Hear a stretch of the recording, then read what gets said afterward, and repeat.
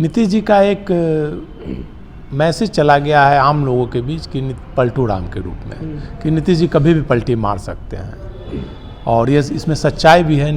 तो अब नीतीश जी इस चक्रव्यूह में कैद हैं। उस चक्रव्यूह को अगर नीतीश जी तोड़ने में सफल होते हैं तो वो पलटी मार सकते हैं। नीतीश जी जिधर जाएंगे 12 से 15% वोट उधर जाएगा ही। लेकिन नीतीश जी को एक बात का डर है कि कहीं 2020 का चिराग मॉडल फिर इस बार भाजपा नहीं अपनाए। अमित शाह जी भी बोलते थे दरवाजा बंद है। तो राजनीति में ना तो दरवाजा बंद होता है और ना ही दरवाजा कभी खुलता है। नमस्कार, न्यूज़ जंक्शन बिहार देख रहे हैं आप। मैं हूं आपके साथ शिवम। देखिए, अभी हमारे साथ मौजूद हैं वरिष्ठ पत्रकार संतोष सर। आज बिहार के राजनीतिक घटनाक्रम पे बात होगी। देखिए, खरमास खत्म हो गया। मकर संक्रांति के दही चूड़ा कार्यक्रम के बाद लगातार ये बात बिहार में जाहिर होती है कि क्या नीतीश कुमार जी फिर से पलटी मार सकते हैं।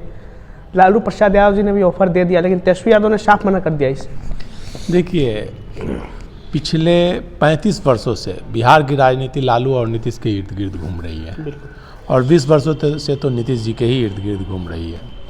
नीतीश जी का एक मैसेज चला गया है आम लोगों के बीच कि पलटू राम के रूप में कि नीतीश जी कभी भी पलटी मार सकते हैं और ये इसमें सच्चाई भी है। नीतीश जी क्या निर्णय लेंगे वो खुद जानते हैं, दूसरा कोई नहीं बता सकता है। लेकिन वर्तमान जो बिहार की राजनीतिक परिस्थिति है और नीतीश कुमार के इर्द गिर्द जो चक्रव्यूह की रचना की गई है, जिस चक्रव्यूह में नीतीश कुमार को कैद कर लिया गया है, एक प्रकार से देखा जाए तो राजनीतिक रूप से बात कहते हैं कि नीतीश कुमार जी को हाईजैक कर लिया गया है कुछ लोगों अधिकारियों के द्वारा। बात सही है? वही बात मैं बता रहा हूँ कि एक चक्रव्यूह रचना कर दी गई है नीतीश कुमार के इर्द गिर्द।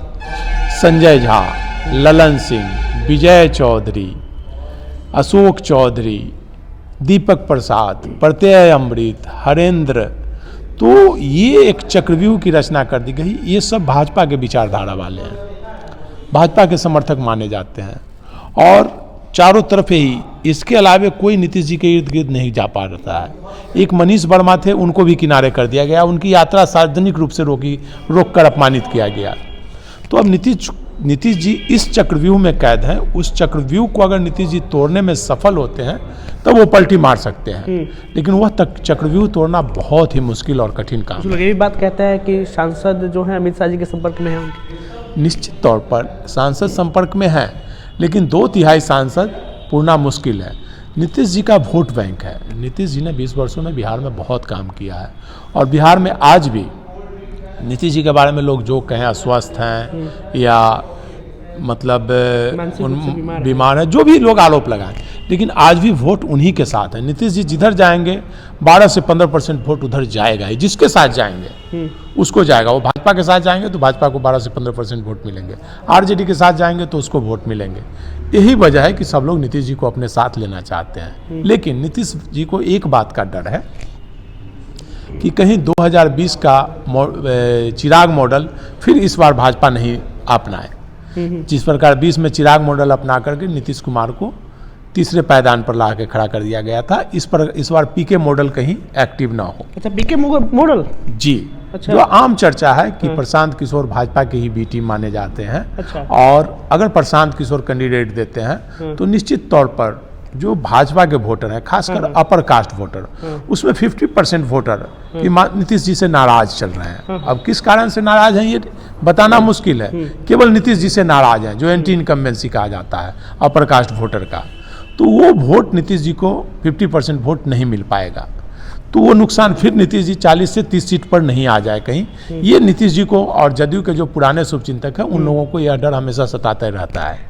तो यही वजह है कि नीतीश जी के पलटी मारने की बात सामने आ रही है। कितना परसेंट चांस है पलटी मारने का? देखिए, मैंने बताया ना, नीतीश जी अगर चक्रव्यूह तोड़ने में कामयाब होते हैं तो विधानसभा चुनाव से पहले पलटी मार सकते हैं। अगर चक्रव्यूह नहीं तोड़ पाएंगे तो वो भाजपा के ही साथ रहेंगे। जैसा कि देखा गया था, लालू प्रसाद यादव जी ने ऑफर ही दे दिया कि जो भी गलती है माफ कर देंगे। फिर तेजस्वी जी ने साफ मना कर दिया। मीसा भारती जी ने कहा कि दरवाजे खुले हुए हैं। फिर तेज प्रताप जी का बयान आया कि हमारे घर के दरवाजे बंद हैं नीतीश चाचा के लिए। देखिए, ये दरवाजा बंद और राजनीति में ऐसा कुछ नहीं होता है। भी देखा गया था अमित शाह जी भी बोलते थे दरवाजा बंद है। तो राजनीति में ना तो दरवाजा बंद होता है और ना ही दरवाजा कभी खुलता है। 24 आवर राजनीति में दरवाजा खुले ही रहते हैं। राजनीति में कौन कब कहाँ जाएगा यह कहना मुश्किल है। और अभी जो एनडीए गठबंधन है वो बहुत ही मजबूत गठबंधन है। वर्तमान समय में अगर भाजपा राजनीति ना करे, एनडीए मजबूती से चुनाव लड़े, तो मुझे लगता है कि 175 सीट भाजपा के जो वोटर हैं अपर कास्ट, वो अगर नीतीश जी को वोट कर देते हैं, नीतीश जी के वोट तो भाजपा को मिल जाएंगे, लेकिन भाजपा के वोटर अगर नीतीश जी को दिल से वोट कर देते हैं और भाजपा वोट दिलाने में कामयाब होती है, तो मुझे लगता है एनडीए को 175 सीट आने में कोई परेशानी नहीं। जो बात हो रही है कि 25 में फिर से नीतीश, निश्चित तौर पर जो गठबंधन आज एनडीए गठबंधन बहुत ही मजबूत है।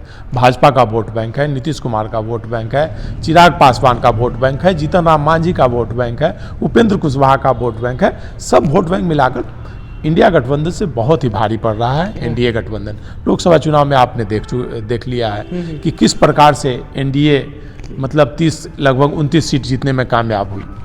बिल्कुल, तो वही स्थिति विधानसभा चुनाव में होगी। हाँ, नीतीश जी के प्रति एक जो मानसिकता बनाई जा रही है कि नीतीश जी अस्वस्थ हैं, उसका नुकसान भले हो सकता है, जो भाजपा के वोटर हैं वो नहीं दे सकते हैं, लेकिन फिर भी नीतीश जी का वोट बैंक भाजपा को मिलेगा और भाजपा अगर अपना वोट दिलाने में कामयाब होती है तो निश्चित तौर पर नीतीश जी सफल होंगे और फिर से मुख्यमंत्री बनेंगे। और जहाँ तक पलटी मारने की बात है तो राजनीति में कुछ भी असंभव नहीं है। कहा जाता है कि नीतीश कुमार जी के दायां हाथ क्या कहता है और बायां हाथ कुछ नहीं जानता। वो नीतीश जी ही जान सकते हैं, दूसरा कोई नहीं बता सकता है कि नीतीश जी का अगला कदम क्या होगा। जैसे पिछले ही बार की बात है, मतलब जब हुआ पूरे मीडिया में हो गया कि नीतीश जी कल आरजेडी के साथ जा रहे हैं, तो अमित शाह जी ने फ़ोन किया कि क्या दिक्कत है, मतलब ऐसा सुन रहे हैं, बोला ऐसी कोई बात नहीं, ऐसे ही मीडिया चल। राहुल गांधी जी भी आने वाले हैं, पटना आने वाले हैं 18 को, कहीं ना कहीं उसके बाद क्या, जैसे जैसे बिहार में ठंडी का टेम्परेचर डाउन हो रहा है वैसे राजनीति का तापमान बढ़ रहा है। देखिए, अब बिहार चुनावी वर्ष में प्रवेश कर चुका है। अब 8-9 महीने बाद चुनाव होंगे। 9 अक्टूबर नवंबर में चुनाव होने हैं। अब जनवरी समाप्त होने के बाद होने को है, तो 9-10 महीने बाद चुनाव होने हो। तो चुनाव की तैयारी में सभी लोग जुट गए हैं और सभी लोग देख रहे होंगे कि तेजस्वी भी यात्रा कर रहे हैं, नीतीश जी भी यात्रा कर रहे हैं, राहुल गांधी भी यात्रा कर रहे हैं, भाजपा के नेता भी यात्रा कर रहे हैं। तो अब चुनावी साल में प्रवेश कर चुके हैं और सब लोग यात्रा करते रहेंगे, लेकिन गठबंधन लास्ट तक कौन किसके साथ जाएगा यह कहना मुश्किल है। देखिए, खरवास के बाद मंत्रिमंडल विस्तार की बात सामने आ रही थी, क्या लगता है भाजपा से 4 मंत्री बनने वाले हैं, जदयू से 2? यह तो नीतीश जी का विशेषाधिकार है, जब चाहेंगे मंत्रिमंडल विस्तार हो सकता है। इसमें खड़मास और होली की बात कुछ नहीं है। वो भारतीय जनता पार्टी जिस दिन अपना लिस्ट देगी, जिस दिन चाहेगी, क्योंकि भाजपा से सम्राट चौधरी का इस्तीफा हुआ था और ये प्रदेश अध्यक्ष से इस्तीफा दिए थे और प्रदेश अध्यक्ष जो बने उनको भी मंत्री का, भाजपा के प्रदेश अध्यक्ष भी मंत्री हैं तो उनको भी इस्तीफा देना है।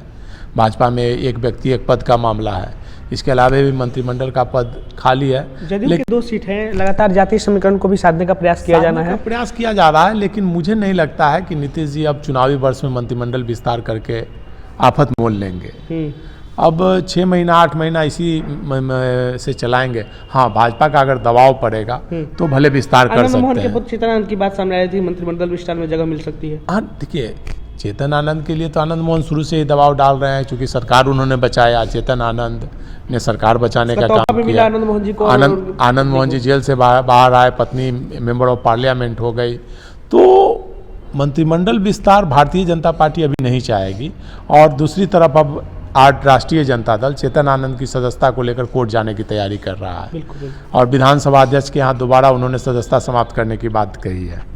तो सदस्यता ही समाप्त हो जाएगी तो फिर मंत्री कैसे बन पाएंगे। तो इसलिए अभी मामला गंभीर है और मंत्रिमंडल विस्तार भारतीय जनता पार्टी जिस दिन चाहेगी, दबाव डालेगी नीतीश जी पर, उस दिन हो जाएगा।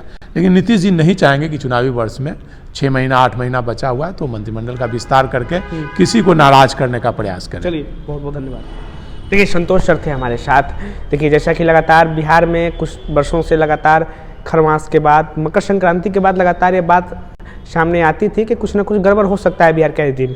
जो बात इस बार भी देखने को मिल रही है, जैसे जैसे तापमान बिहार का, ठंडी का तापमान गिर रहा है, राजनीतिक तापमान का पारा हाई होते जा रहा है। राहुल गांधी भी आने वाले हैं, लगातार मंत्रिमंडल विस्तार पे भी बात हुई सर से। और देखिए, जैसा कि आपने तमाम वीडियो को देखा होगा, अपने कमेंट बॉक्स में प्रतिक्रिया जरूर दीजिएगा और संभावनाएं जताइएगा। क्या नीतीश कुमार जी फिर से पलटी मार सकते हैं क्या? बहुत बहुत धन्यवाद।